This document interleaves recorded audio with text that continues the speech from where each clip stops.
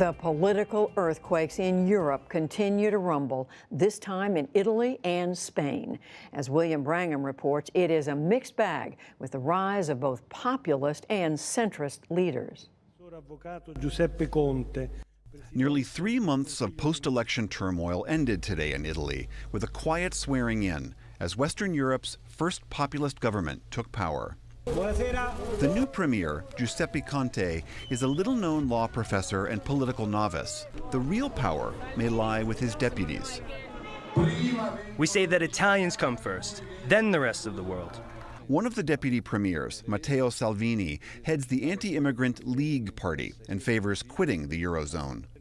The other deputy is Luigi Di Maio, who leads the Five Star Party, founded just 9 years ago by a former comedian.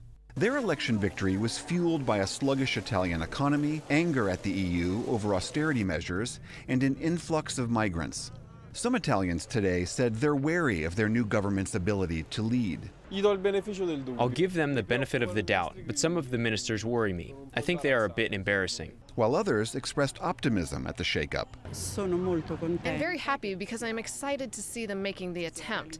I want to see what happens.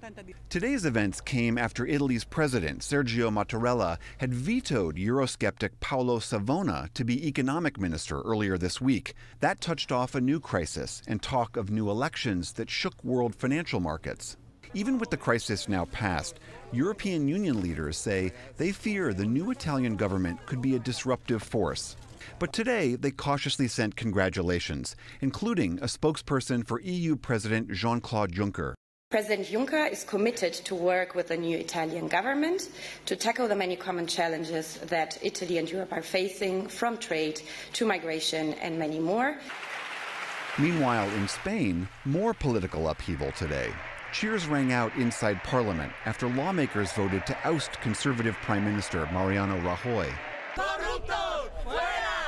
Protesters hurled taunts at the deposed leader, who's been caught up in a wide-reaching corruption scandal. They accused him of running the country like the mafia. Voted in to replace Rajoy, Spain's former opposition leader, 46-year-old socialist Pedro Sanchez. I will attend the urgent social matters of many people living in precarious conditions and suffering from inequality.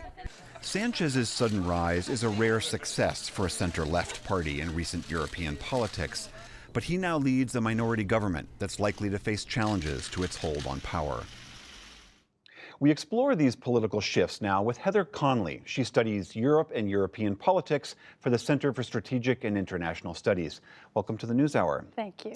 So this election brings two populist parties to power in Italy. Help us understand how they got there and what this means.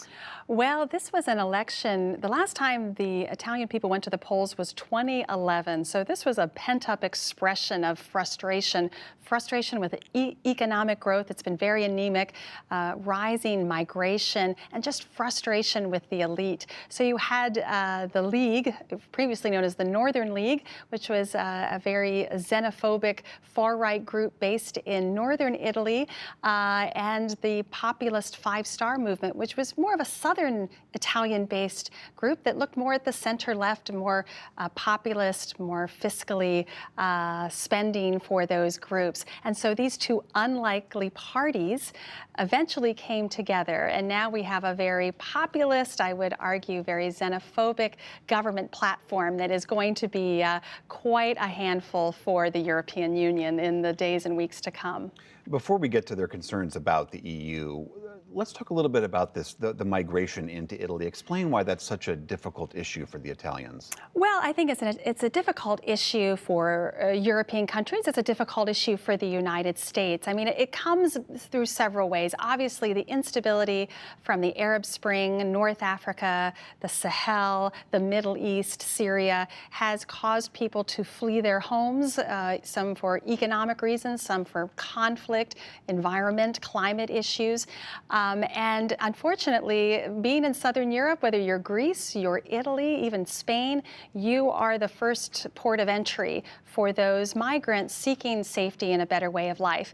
Normally, Italy has allowed those migrants, once they've arrived in Italy, sort of a close your eyes, let them continue on through Europe. But what's happened since the 2015 migration crisis, European countries want those migration flows to stop. So they're putting informal borders between Austria and Italy, Italy and France, and now those migrants land they are and they're stuck. Yes, and they're seeing this rising in urban areas.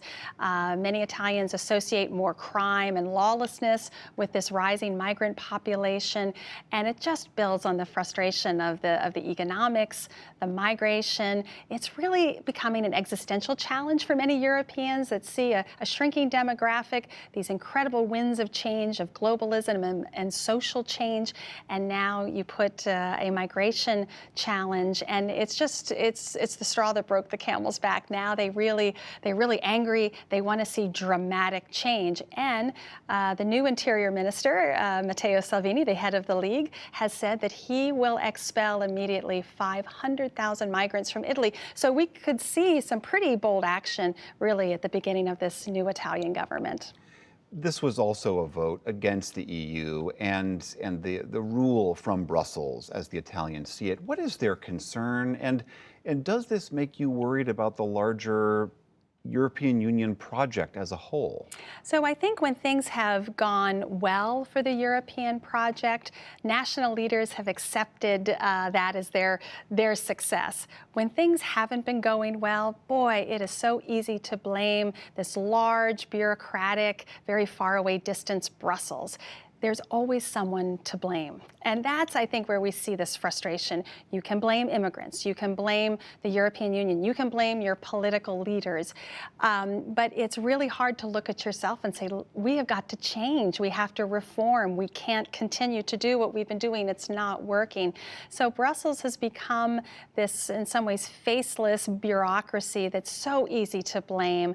The problem is it's sort of the glue that binds 28 countries together. Italy has benefited from the European Union, certainly greatly, but right now it's just become the point of frustration where everything is wrong because of the EU, which is not necessarily true. Heather Conley, thank you so much. Thank you.